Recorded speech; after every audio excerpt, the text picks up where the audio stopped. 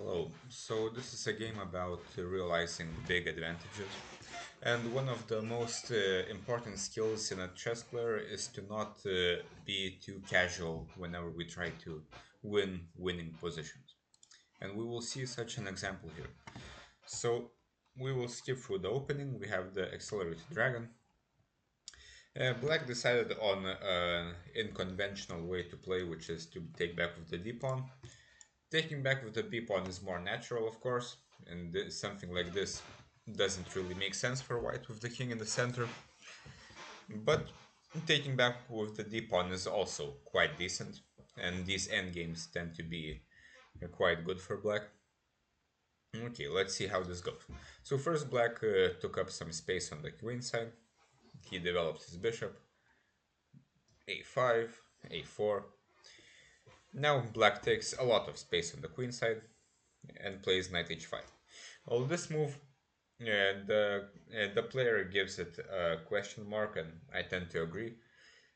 We cannot play such a move if we can see g4.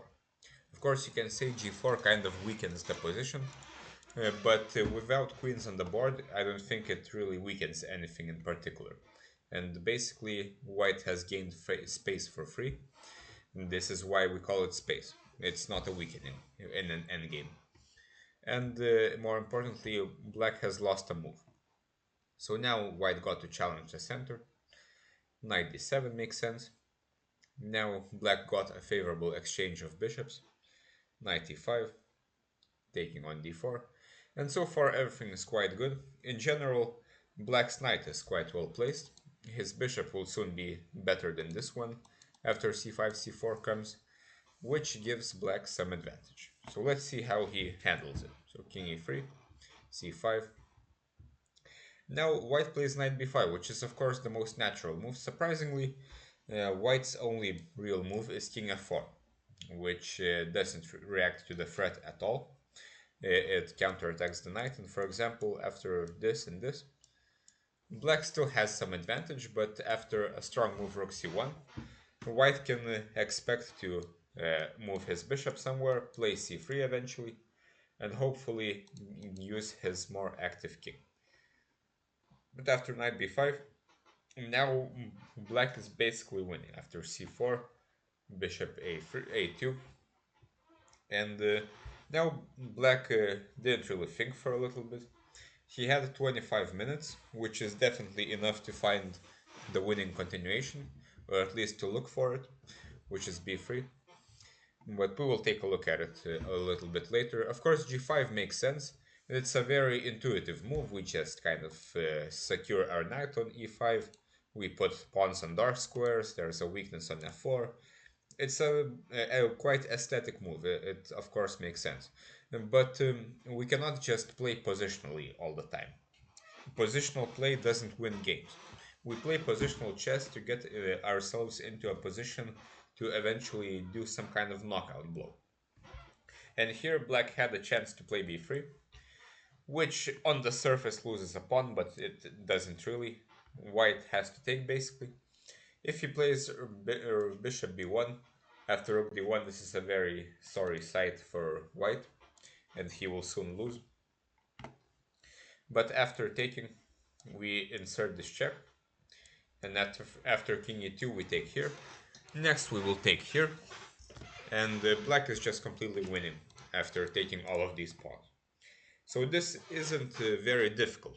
But of course, this is not intuitive. To play a move such as b3, we have to calculate at least a few moves ahead. So our intuitive minds will never tell us that b3 is the best move, but we have to find a way to find such moves. And here, looking for forcing moves is the obvious way to do this. So g5. Of course, white gave black another chance. Black again didn't take it. This time he fought for a while, which I'll only assume he calculated b3, but maybe miscalculated something. Again, this works quite similarly. If this, we can even take back this time, and if here, even bishop rook d1, the game is basically over. Instead, king g7, another intuitive move. Of course, it cannot be said that this is a bad move per se, but in the context it is a blunder, since we missed the chance to win a piece basically. So king g7, rook f1. Now this b3 stuff doesn't work as well because of specifically bishop to b1, and white is somehow holding on. Bishop c6. Now a few moves passed.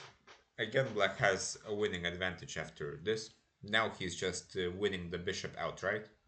And this is at this point it should be quite obvious, because now we just take the bishop, and if here again this, and the bishop is just trapped.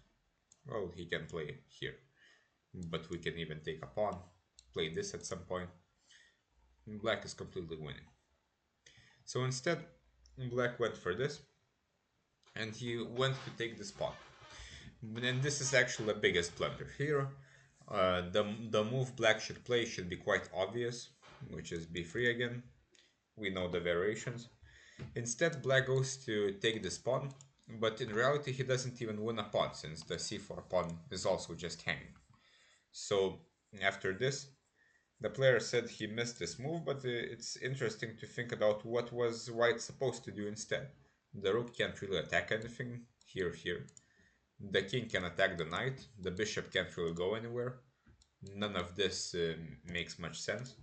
King d4 is basically the only move to see. And with 17 minutes here, I think black should definitely find king d4. Now the position is basically equal. Now it is an equal endgame. After rook c5, b3. I don't think this is such a good move because it allows a4. But first f6, rook f5, knight e5. And after g5, black has a pretty simple win, which he doesn't use. He plays a4, which kind of uses the undefended bishop. But here black can win very easily by going into a pawn endgame. And this doesn't really require much calculation, because we can even take this pawn. We are a pawn ahead. White has this one, but we can just see that we're in the right square. Here, right? So, and in the meantime, black has a pass pawn here and here as well. So such chances again cannot be missed. We can either use this, if we can either find these moves with calculation or with common sense, but we have to find them. With 14 minutes, we cannot miss such forcing calculations. So a4 instead. Now, black doesn't really have much advantage. Rook f1 was played, a3, and of course black does have the connected passed pawn, but in such situations we always have to think about whether this is a connected passed pawn for long, right? Because the pawn on b4 doesn't have any defenders, so c3 is always possible, which soon happened. King g5, c3, and the pawns will soon get exchanged. Black gives this weird check, but again he has 12 minutes or 13 minutes. He still has some advantage due to the bad pieces of white, for example like this, but it's not really much. Instead, this check happened. He took f5. The game is going towards a draw basically. Rook a3, f4. Black can probably win the pawn like this, but okay, f4. And soon both sides started pushing their passed pawns. And in this position, black played the losing move f2, which is kind of strange because he even said that he knew this move was losing, and white basically has only one move. So this seems like a bit of playing on time, especially since black had 8 minutes and he didn't think for longer than 30 seconds. And after rook f2, this endgame is just clearly winning for white due to the many passed pawns. Instead, it seems that rook e7 still holds, but here I wouldn't be so sure about black holding the position, though his passed pawn should be good enough to get enough counterplay. So here it seems that after black outplayed his opponent around around here, he didn't look for any knockouts. He started making kind of abstract, good but abstract moves that don't really win the game, they just kind of improve the position. But we have to learn to look for knockouts and tactics. The point of positional play is to play some kind of tactic eventually, by using bad pieces of the opponent. So g5, king g7 is heading towards the wrong direction. b3 attacks the bishop, which means it has to be calculated on every single move.